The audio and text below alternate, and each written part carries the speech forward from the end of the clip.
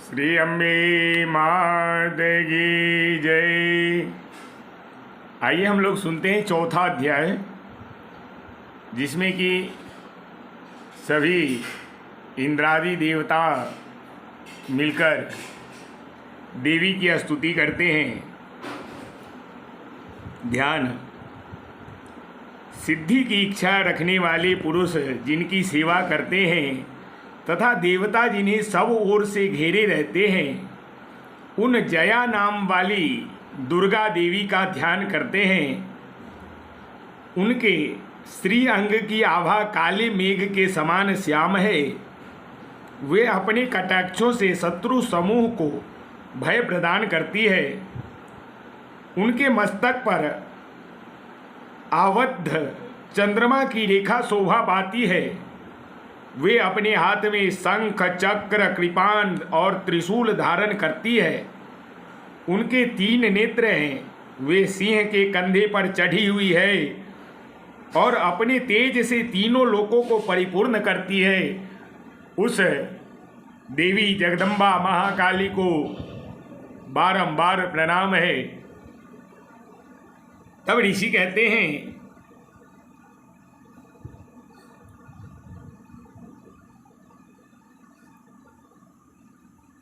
अत्यंत पराक्रमी दुरात्मा महिषासुर तथा उनकी दैत्य सेना ने देवी के हाथ से मारे जाने पर इंद्र आदि देवता प्रणाम के लिए गर्दन तथा कंधा झुकाकर उस भगवती दुर्गा का उत्तम वचनों द्वारा स्तवन करने लगे। उस समय उनके सुंदर अंगों में अत्यंत हर्ष के कारण रोमांच हो आया था। देवता बोलते हैं, हे संपूर्ण देवताओं के शक्ति का समुदाय ही जिसका स्वरूप है तथा जिन देवी ने अपनी शक्ति से संपूर्ण जगत को व्याप्त रखा है, समस्त देवताओं और महर्षियों की पूजनीय उस जगदम्बा को हम भक्ति पूर्वक नमस्कार करते हैं। वे हम लोग का कल्याण करे। जिनके अनुपम प्रभाव और बल का वर्णन करने में भगवान शेष नाग, ब्रह्मा जी तथा महादेव जी भी समर्थ नहीं है, वे भगवती चंडिका संपूर्ण जगत का पालन एवं अशुभ भय का नाश करने का विचार करें। जो पुण्यात्माओं के घर में स्वयं ही लक्ष्मी रूप से, पापियों के यहाँ दरिद्रता के रूप से, शुद्ध अंतःकरण वाले पुरुष के हृदय में बुद्धि रूप से, सत्य पुरुषों में श्रद्धा रूप से तथा कुलीन मनुष्य में लज्जा रूप से निवास करती है, उस आप भगवती दुर्गा को हम सब नमस्कार करते हैं। हे देवी, संपूर्ण विश्व का पालन कीजिए। हे देवी, आपके इन अचिंत्य रूप का, असुरों का नाश करने वाले भारी पराक्रम का तथा समस्त देवताओं और दैत्यों के समक्ष युद्ध में प्रकट किए हुए अपनी अद्भुत चरित्र का हम किस प्रकार वर्णन करें। आप संपूर्ण जगत की उत्पत्ति में कारण है। आप में सत्वगुण, रजोगुण और तमोगुण, ये तीनों गुण मौजूद हैं, तो भी दोषों के साथ आपका संसर्ग नहीं जान पड़ता। भगवान विष्णु और महादेव जी आदि देवता भी आपका पार नहीं पाते। आप ही सबका आश्रय हैं। यह समस्त जगत आपका अंशभूत है, क्योंकि आप सबकी आदिभूत अव्याकृता परा प्रकृति है। हे देवी, संपूर्ण यज्ञों में जिसके उच्चारण से सब देवता तृप्त लाभ करते हैं, वह स्वाहा आप ही हैं। इसके अतिरिक्त आप पितरों की भी तृप्ति का कारण है, अतएव सब लोग आपको स्वाधा भी कहते हैं। हे देवी, जो मोक्ष की प्राप्ति का साधन है, अचिंत्य महाव्रत स्वरूपा है, समस्त दोषों से रहित है, जितेंद्रिय तत्व को सार वस्तु मानने वाले तथा मोक्ष की अभिलाषा रखने वाले मुनिजन जिनका अभ्यास करते हैं, वह भगवती पराविद्या आप ही हैं। आप शब्द स्वरूपा हैं। अत्यंत निर्मल ऋग्वेद, यजुर्वेद तथा उद्गीत के मनोहर पदों के पाठ से युक्त सामवेद का भी आधार आप ही हैं। हे देवी, त्रयी तीनों वेद और भगवती छहों ऐश्वर्यों से युक्त हैं। इस विश्व की उत्पत्ति एवं पालन के लिए आप ही वार्ता के रूप में प्रकट हुई है। आप संपूर्ण जगत की घोर पीड़ा का नाश करने वाली है। हे देवी, जिससे समस्त शास्त्रों के सार का ज्ञान होता है, वह मेधा शक्ति आप ही हैं। दुर्गम भवसागर से पार उतारने वाली नौका रूप दुर्गा देवी भी आप ही हैं। आपकी कहीं भी आसक्ति नहीं है। कैटभ के शत्रु भगवान विष्णु के वक्षस्थल में एकमात्र निवास करने वाली भगवती लक्ष्मी तथा भगवान चंद्रशेखर द्वारा सम्मानित गौरी देवी भी आप ही हैं। आपका मुख मंद मुस्कान से सुशोभित, निर्मल पूर्ण चंद्रमा के बिंब का अनुकरण करने वाला और उत्तम सुवर्ण की मनोहर कांति से कमनीय है। तो भी उसे देखकर महिषासुर को क्रोध हुआ और सहसा उसने उस पर प्रहार कर दिया। यह बड़े आश्चर्य की बात है हे देवी, वही मुख जब क्रोध से युक्त होने पर उदय काल के चंद्रमा की भांति लाल और तनी हुई भौहों के कारण विकराल हो उठा, तब उसे देखकर जो महिषासुर के प्राण तुरंत नहीं निकल गए, यह उससे भी बढ़कर आश्चर्य की बात है।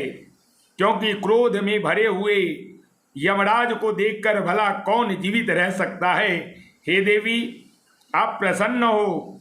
परमात्मा स्वरूपा आपके प्रसन्न होने पर जगत का अभ्युदय होता है और क्रोध में भरे जाने पर आप तत्काल ही कितने कुलों का सर्वनाश कर डालती है। यह बात अभी अनुभव में आई है, क्योंकि महिषासुर की यह विशाल सेना क्षण भर में ही आपने कोप से नष्ट कर डाली है।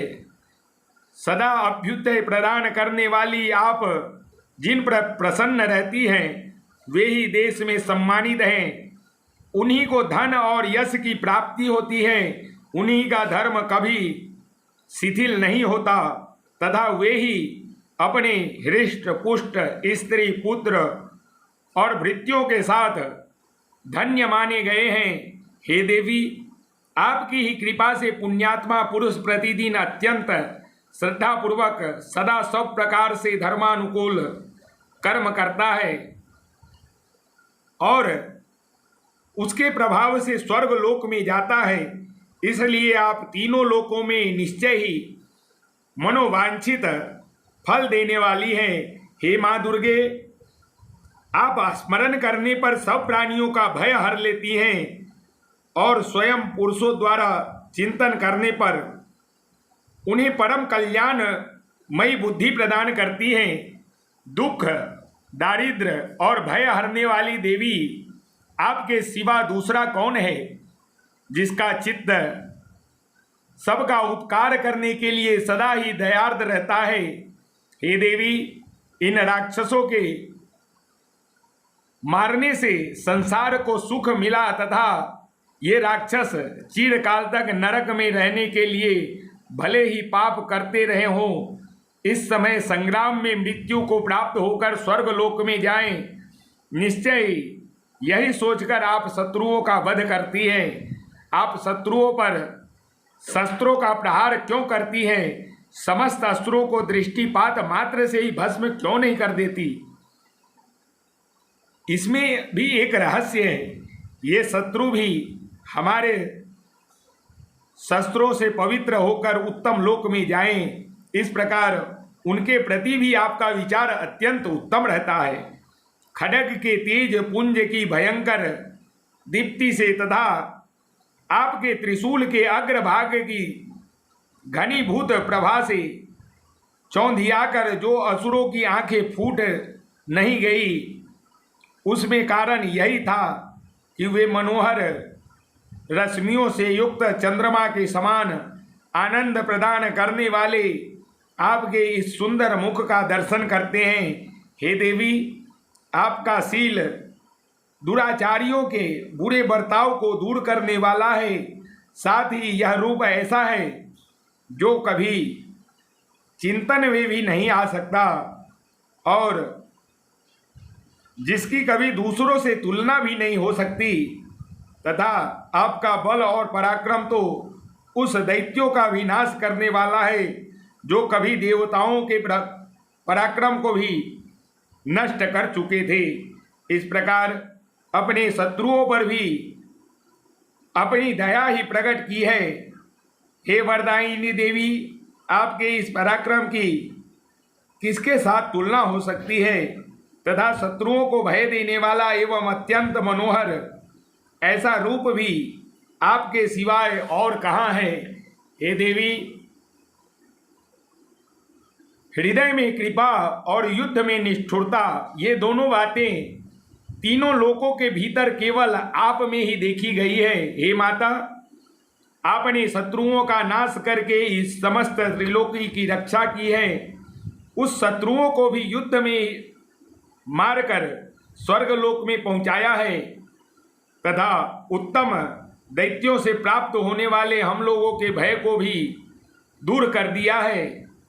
आपको हमारा नमस्कार है, बारंबार प्रणाम है। हे देवी, आप शूल से हमारी रक्षा करें। हे अंबिके, खड्ग से भी हमारी रक्षा करें तथा घंटा की ध्वनि और धनुष की टंकार से भी आप हम लोगों की रक्षा करें। हे चंडिके, पूर्व पश्चिम और दक्षिण दिशा से भी आप हमारी रक्षा करें तथा ईश्वरी, अपने त्रिशूल को घुमाकर आप उत्तर दिशा में भी हमारी रक्षा करें। तीनों लोकों में आपके जो परम सुंदर एवं अत्यंत भयंकर रूप विचरते रहते हैं, उनके द्वारा भी आप हमारी तथा इस भूलोक की रक्षा करें। हे अंबिके, आपके कर पल्लव में शोभा पाने वाले खड्ग, शूल और गदा आदि जो अस्त्र हो, उस सब के द्वारा आप सब ओर से हम लोगों की रक्षा कीजिए। हे जगत जननी, आप हमारी रक्षा करें। तब ऋषि कहते हैं, इस प्रकार जब देवताओं ने जगन माता दुर्गा की स्तुति की और नंदन वन के दिव्य पुष्पों एवं गंध चंदन आदि द्वारा उनका पूजन किया, फिर सबने मिलकर जब भक्ति पूर्वक दिव्य धूपों की सुगंध निवेदित की, तब देवी प्रसन्न होकर प्रणाम करते हुए सब देवताओं से कहा कि हे देवताओं, तुम सब लोग मुझसे जिस वस्तु की अभिलाषा रखते हो उसे मांगो, उसे हम प्रदान करेंगे। तब देवता सब कहते हैं, हे भगवती, हे जगदम्बा, हमारी सब इच्छा पूर्ण कर दी। अब कुछ भी बाकी नहीं है, क्योंकि हमारा यह शत्रु महिषासुर मारा गया। हे महेश्वरी, इतने पर भी यदि आप हमें और वर देना चाहती हैं तो हम जब जब आपका स्मरण करें तब तब आप दर्शन देकर हम लोगों की महान संकट दूर कर दिया करें। तथा प्रसन्न मुखी अंबिके, जो मनुष्य इस स्तोत्र द्वारा आपकी स्तुति करे, उसे वित्तीय समृद्धि और वैभव देने के साथ ही उसकी धन और स्त्री आदि संपत्तियों को भी बढ़ाने के लिए आप सदा हम पर प्रसन्न रहें। तब ऋषि कहते हैं, देवताओं ने जब अपने तथा जगत के कल्याण के लिए भद्रकाली देवी को इस प्रकार प्रसन्न किया, तब देवी तथास्तु कहकर वहां से अंतर्ध्यान हो गई। भूपाल, इस प्रकार पूर्व काल में तीनों लोकों का हित जानने वाली देवी जिस प्रकार देवताओं के शरीर से प्रकट हुई थी, वह सब कथा हमने आप लोगों को सुनाई। और पुनः देवताओं का उपकार करने के लिए वे देवी दुष्ट दैत्यों तथा शुंभ निशुंभ का वध करने एवं सब लोगों की रक्षा करने के लिए गौरी देवी के शरीर से जिस प्रकार प्रकट हुई है वह सब प्रसंग आगे आप लोगों को यथा वर्णन करता हूँ और उसे आप लोग ध्यानपूर्वक सुनिए। तो प्रेम से बोलिए अम्बे अम्बे मात की जय, श्री दुर्गा महारानी की जय।